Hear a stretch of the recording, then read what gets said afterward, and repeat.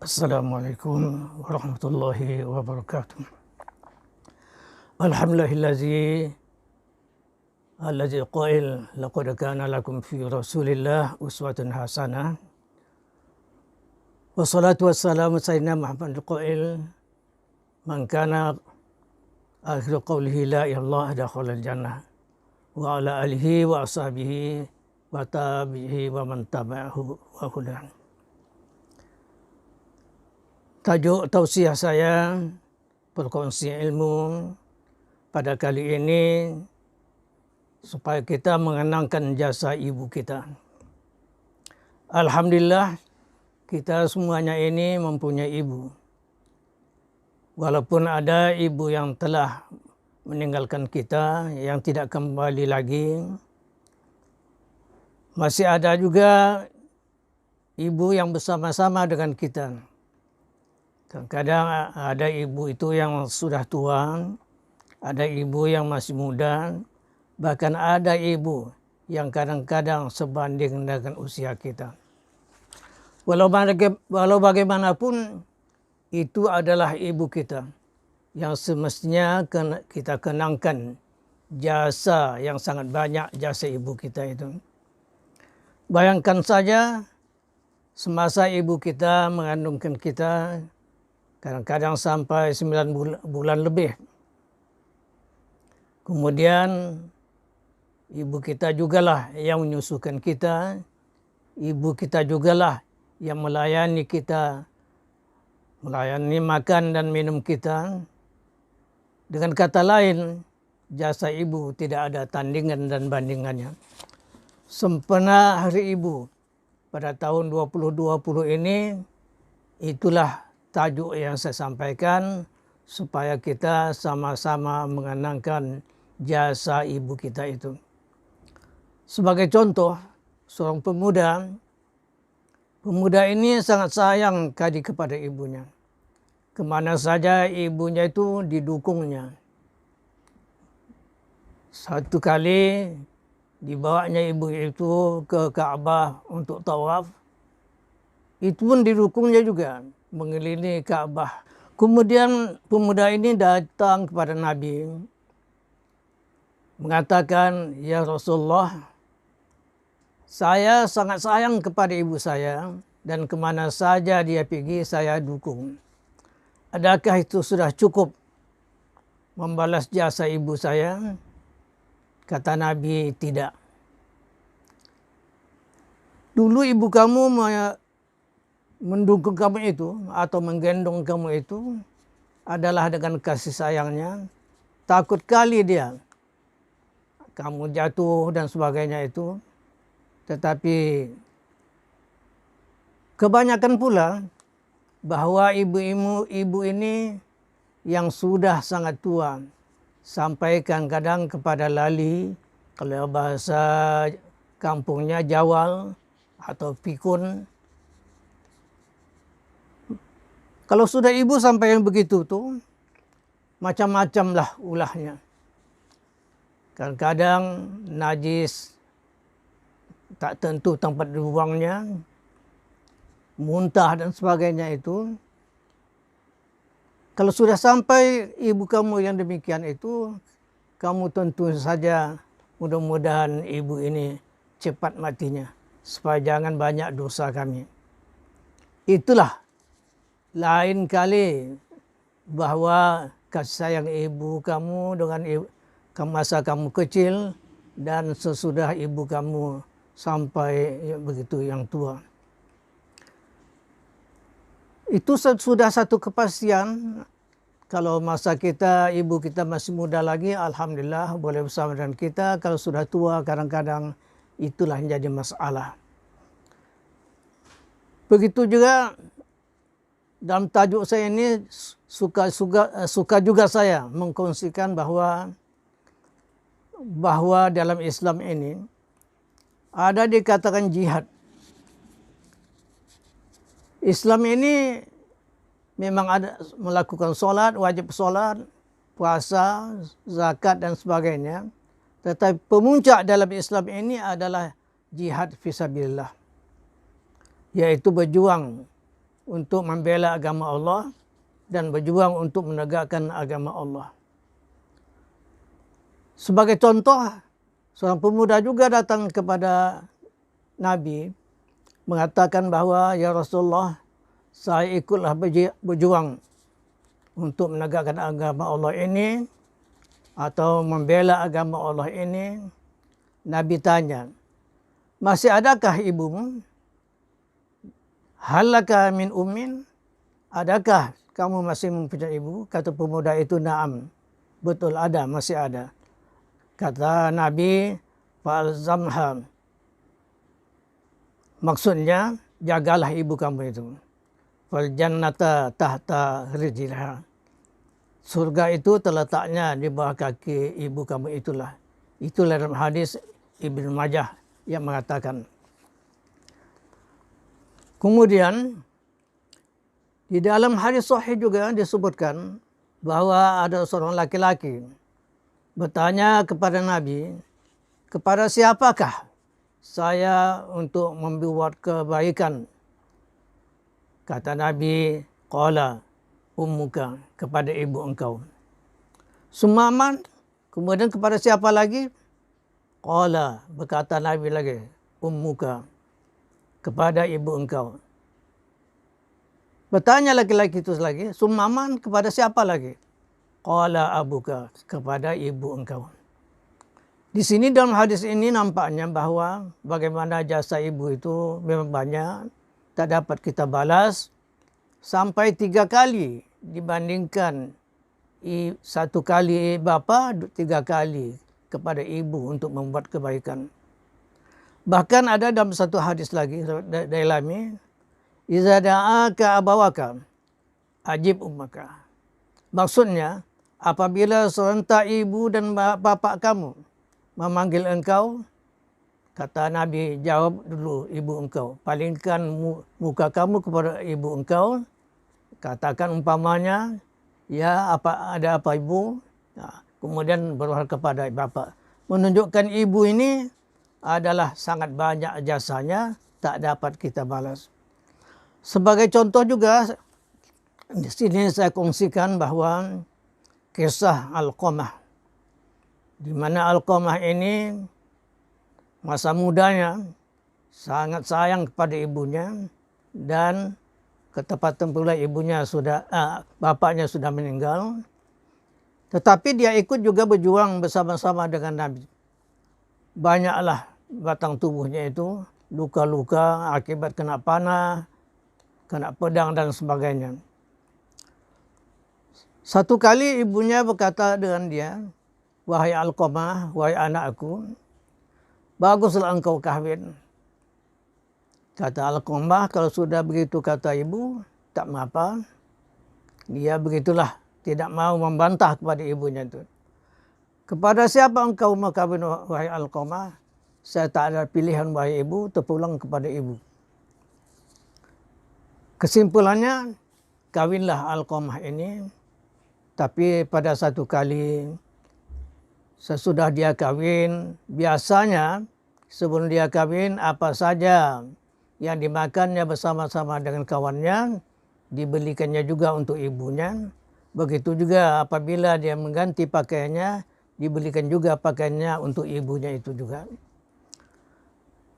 Tetapi sesudah kawin, mungkin tak ada uang dan sebagainya, dibelikannya lah pakaian untuk bininya, sedang kepada ibunya tidak, dan dia pun tidak dibelikan pakaian untuk dia juga tidak. Rupanya ibu ini sensitif jiwanya. Merajuklah dia, pergilah dia ke ujung-ujung kampung. Ketepatan pula Alqamah ini sakit. Sakit yang sudah sampai kepada nazak. Banyaklah sahabat-sahabat Alqamah ini, sahabat Nabi, sebagaimana dikatakan Nabi bahawa apabila sudah sampai nazak, "Iqra'u Yasin ala mautakum." Bacakan Yasin kepada yang hendak meninggal itu. Kemudian, "Laqinu mautakum la ilaha illallah." Talkinkanlah, ajarkanlah kepada yang hendak meninggal ini, yang sudah sampai nazak itu, dengan kalimat la ilaha illallah. Sebab Nabi mengatakan, man kana akhir qawlihi la ilaha illallah dakhala jannah. Siapa yang akhir kalamnya mengucapkan la ilaha illallah, masuk surga lah itu. Tetapi Alqamah ini tidak dapat, walaupun diajarkan, ditalkinkan oleh sahabat yang lain, tak dapat dia mengucapkan kalimat la ilaha illallah. Malah tercekik mulutnya mengatakan la ilaha illallah itu. Diingatkan oleh sahabatnya, la ilaha illallah. Dia hanya dapat mengucapkan la ilah, begitu sajalah ya. La ilah. Berkali-kali diucapkan, diajarkan la ilaha illallah. Dia mengatakan la, tak sampai lidahnya untuk mengucapkan la ilallah. Kemudian adalah sahabat datang kepada Nabi, ya Rasulullah, bahwa Alqamah itu sudah kami talkinkan tetapi tak dapat dia mengucapkan kalimat la ilallah. Apa kata Nabi? Mungkin dia ada kesalahan kepada ibunya itu. Kata sahabat itu, kalau ke pandangan kami, Alqamah itu sangat sayang kepada ibunya. Tidak ada durhakanya kepada ibunya. Kata Nabi, ada. Kemudian panggilkan, jumpakan kepada saya Sayyidina Ali. Sayyidina Ali pun datang. Kemudian kata Nabi, jumpai ibu Alqamah ini. Di mana saja dia, walau di ujung-ujung kampung sana, kamu datangi. Ketepatan Sayyidina Ali pun jumpa kepada ibunya. Wahai ibu, kan ibu lah yang bernama Ibu Alqamah, Ibu Alqamah. Katanya, ya, saya mengandungkannya, saya menyusukannya, saya melahirkan dan sebagainya, tetapi dia itu bukan anak saya. Kemudian baliklah Sayyidina Ali jumpa kepada Nabi, mengatakan kisah bahawa ibunya itu sudah tak mengakui anaknya itu lagi. Kata Nabi datang kembali lagi, katakan bahawa Nabi hendak berjumpa kepada ibu. Karena pesanan Nabi ini dia tak dapat menolak, maka dia pun datang. Hasilnya jumpalah kepada Alqamah. Kata Nabi, ajarkanlah dia kalimat la ilallah. Sahabat yang mulalah mengucapkan la ilaha illallah. Alqamah macam tadi juga tak dapat sampai lidahnya mengatakan la ilallah. Kata Nabi, maafkanlah si Alqamah ini. Kata ibunya, memang dia anak saya yang mengampakannya, tetapi ini bukan lagi anak saya. Maka Nabi untuk menginsafkan ibunya itu, kata Nabi, ambilkan kayu api. Kalau macam kita di sini, ambilkan minyak, ambil apa. Ibunya bertanya, untuk apa ya Rasulullah? Sebelum Alqamah ini dibakar nanti di neraka nanti, sebakar hidup-hidup di dunia ini. Ibunya itu mengatakan, jangan ya Rasulullah, itu adalah anak saya. Dia mengakulah sudah anaknya. Kalau betul anak ibu, mengaku sudah anak ibu, pegangkanlah tangannya, katakanlah kepada si Alqamah itu, wahai anakku, segala kejahatan engkau, segala kedurhakaan engkau, padahal tak banyak durhakanya, aku maafkanlah wahai Alqamah. Sesudah dimaafkan oleh ibunya itu, maka sahabat pun, kata Nabi, cobalah talkinkan sekali lagi. Ditalkinkan oleh sahabat, la ilaha illallah. Alqamah pun mengucapkan la ilaha illallah. Di saat itulah Nabi sampailah mengembuskan nafas penghabisannya, mengucapkan mati dalam kalimat la ilallah. Dikala itulah Nabi mengatakan al jannatu tahta aqdamil ummahat. Surga itu terletaknya di bawah telapak kaki ibu. Walaupun begitu, bagaimana kepatuhan, ketaatan kita kepada ibu atau bapa ini, Nabi katakan la ta'ata li ahadin fi ma'siyatil khaliq, innama ta'atu fil ma'ruf. Maksudnya tidak ada kepatuhan seorang itu kepada maksiat, masalah maksiat, tetapi kepatuhan itu adalah kepada yang baik. Jadi setakat itulah dulu yang saya sampaikan. Wallahu a'lam.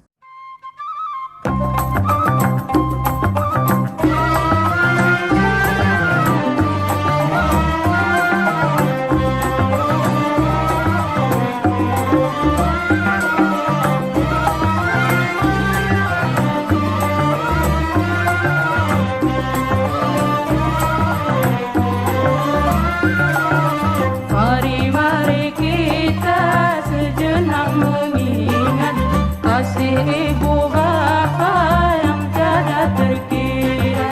Mari kita sejenak mengingat kasih ibu bapa yang tiada terkira. Walaupun dirinya letih serta penat, namun di wajahnya tetap bergembira. Walaupun dirinya letih serta penat, namun di wajahnya tetap bergembira.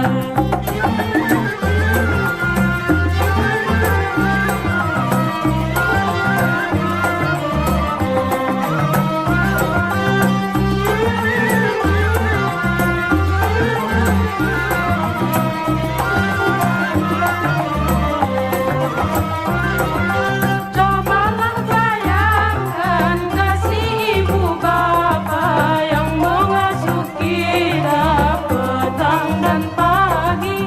Cobalah bayangkan kasih ibu bapa yang mengasuh kita petang dan pagi. Hanya disayangkan banyaklah yang buat, setelah dewasa tak terkenang lagi. Hanya disayangkan banyaklah yang buat, setelah dewasa tak terkenang lagi. Wahai orang muda, janganlah lupa. Wahai orang muda, janganlah lupa. Taatlah kepada dua ibu bapa.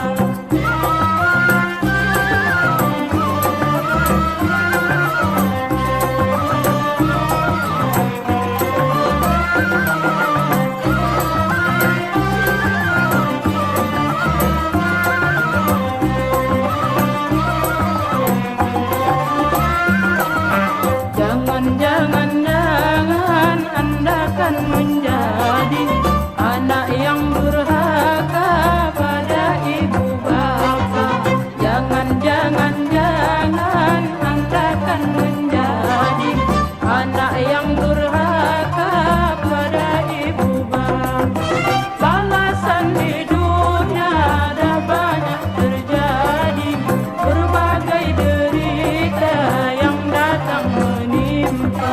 Balasan di dunia dah banyak terjadi, berbagai derita yang datang menimpa.